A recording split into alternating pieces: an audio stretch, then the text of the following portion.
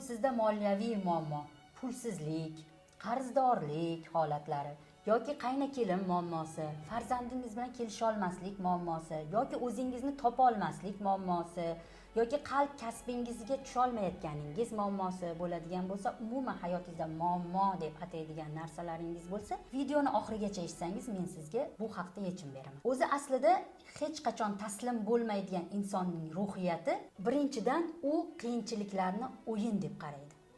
Ikkinchidan u xatolarni o'ziga dushman emas, balki ustoz deb biladi. Endi bu haqda gapiradigan bo'lsam, u qiyinchiliklarni o'yin deb qabul qiladi deganim aslida bilasizmi? Dunyoda muammo yo'q. Biz o'zimizga berilayotgan vaziyatlar yoki dard, qiyinchiliklarni muammo deb atab olamiz. O'zingizga bir savol bering. Muammo desangiz qanday bo'ladi? Tupikka kirgan deb bo'lasiz, to'g'rimi? Qanaqadir buni yechimi yo'q deb bo'lasiz. Lekin bizga nima deyilgan?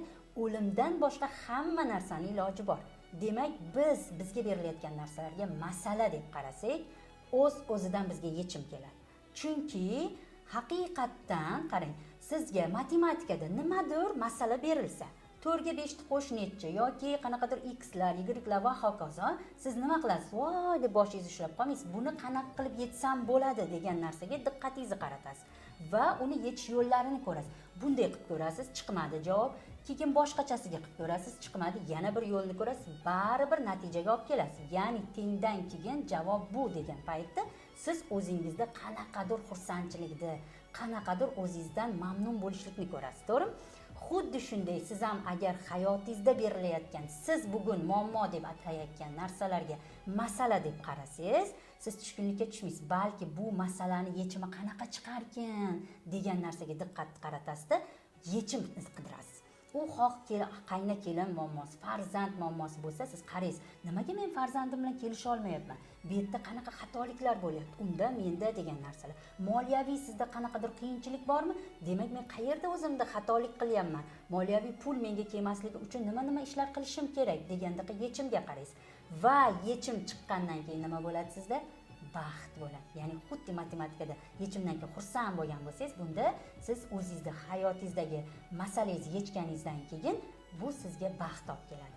Baxtliman deydi-yu, aslida baxtlilar o'zi hayotida berilgan masalalarni chiroyli yecha olgan insonlar. Endi hech qachon taslim bo'lmaydigan insonning ruhiyatining ikkinchi xususiyati bu u xatolarni dushman emas, balki ustoz deb biladi. Hayotda bizga ishoning, umuman xato degan narsa yo'q. Chunki inson harakat qilyaptimi, u albatta xato qiladi. Faqat ana shu xatodan o'zingizga to'g'ri xulosa ola olsangiz, keyingi safar men bunday emas, bunaqa qilishim kerak ekan deya olsangiz, ya'ni o'zingizni darsingizni ola olsangizgina siz xatoni ustoz deb bilasiz. Bizga berilayotgan har bitta o'sha aytayotgan masalamiz bo'ladimi, dardimiz bo'ladimi, qiyinchiligimiz, qarzdorligimiz yoki bugun hech narsaga qiziqmay qolganligimiz, hayot bizga shunchaki qorong'u holatga kelganligi bular hammasi bizga aslida berilayotgan dars. Biz bu xatolarimizdan dars olsak, albatta u darsimizdan xulosa qilib keyingi safar uni yaxshilashga harakat qiladigan bo'lsak, bu bizga ustozlik qilgan bo'ladi va bizning hayotimiz o'z-o'zidan yaxshilanib ketadi. Aynan mana shu mavzuda patsientga, ya'ni menga kelgan insonga juda katta muammo qilib olib kelgan, ya'ni o'zini hayotida opasi bilan muammosi borligini, opasi har bitta hayotdagi jabhasiga kirib, unga nima deydi, ziyon yetkazib, ikkovi urushi natijasida qarang, oddiy bir opa-singil o'rtasidagi muammo bilan u butun hayotini nima deydi, qorong'u qilib olgan. Uni farzandi bor, juda ham katta chiroyli uyda turadi, eri juda ham uni hurmat qiladi, og'zidan chiqqanini hayo qiladi. O'zi ham muvaffaqiyatli inson, lekin arzimagan bitta opa bilan munosabati buzilganning orqasidan necha yildan beri o'ziga kela olmaydi. Mana shu holatda men unga bittagina narsa aytganman.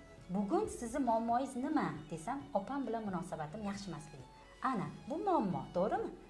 Endi siz bunga masala deb qarangchi, opam bilan o'rtamizdagi masalani yechishim kerak deb qarangchi degan savolni berganman. U ana shu yerda o'zida haqiqatdan deb o'ylovga tushib ketgan. Mana shu suhbatimiz oxirida u qiz menga shu gapni aytgan.